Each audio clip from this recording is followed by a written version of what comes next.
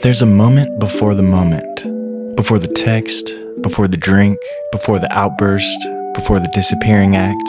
Most people live their whole lives after the moment, cleaning up consequences, explaining themselves, pretending it won't happen again. But my life changed when I learned to live before it. There's a moment before the moment, and 5 books taught me how to seize it. Viktor Frankl gave me my first weapon, the gap. He basically gives you this brutal truth. Even if you can't control the situation, you can control how you respond to it. So your life is like a checkout line and every emotion is trying to cut in front of you. Anger, craving, shame, each one slams into the conveyor belt, screaming, "Ring me up now!" Frankl taught me you don't have to scan every item. I remember feeling that hot, righteous surge like my chest was a furnace over something small, a look, a tone. That old part of me wanted to make it a scene because chaos felt like power. But Frankl's idea hit me like cold water.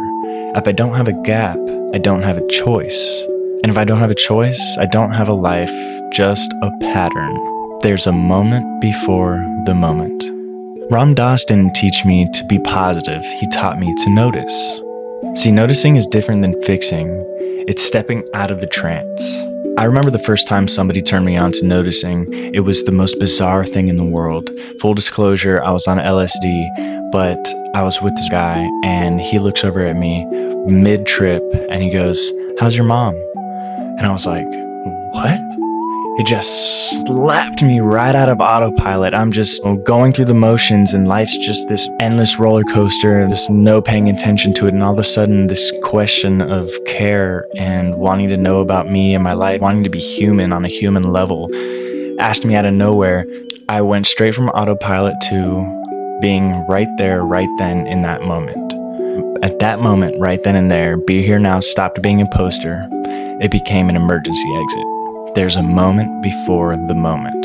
Your mind is like a DJ who never stops talking, remixing your pain into a soundtrack and calling it reality.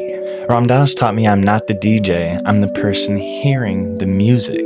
I was in a room, but not in my life. Eyes on something, mind in an argument from years ago, rehearsing comebacks like they were oxygen.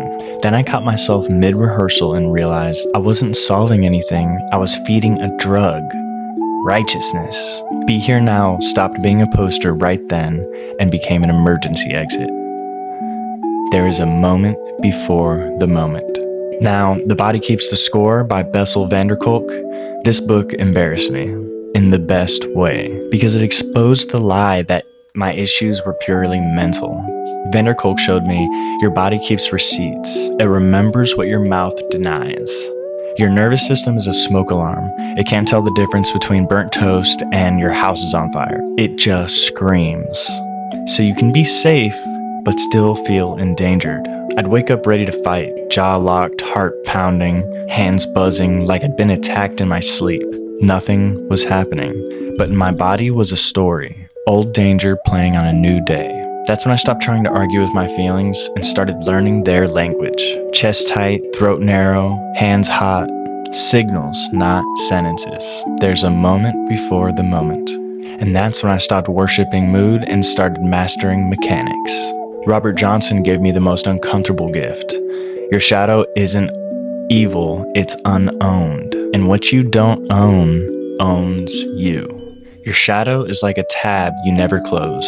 It keeps running in the background, draining your battery, slowing your life, and then crashing the system at the worst time. I'd get pulled toward an old version of myself, old context, old habits, old just checking in messages that weren't innocent.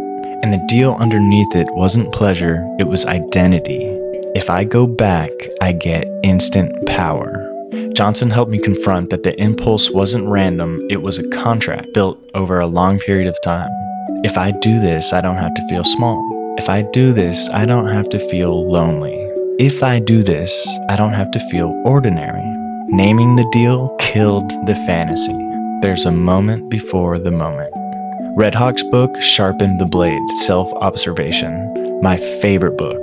Self-observation isn't self-hate, it's not self-analysis spirals, it's pure observation, clean, direct, and present. You can't steer a car by staring at the hood ornament. You steer by looking at the road. Self-observation taught me to watch the road, body, thought, urge, before the turn. Choice. I used to think strength meant never admitting fear. Then one day I said one honest sentence.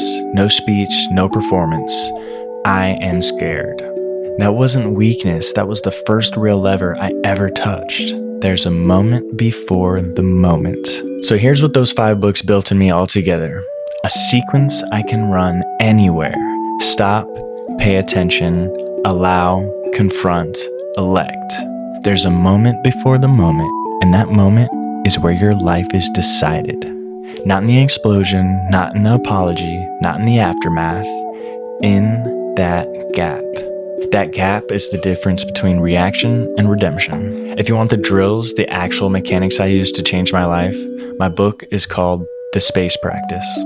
And if you want to stay connected and dive deeper, join my weekly newsletter at dailyclarity.org. And let me know in the comments, guys, if there's one moment this week where you wish you had space before the moment happened.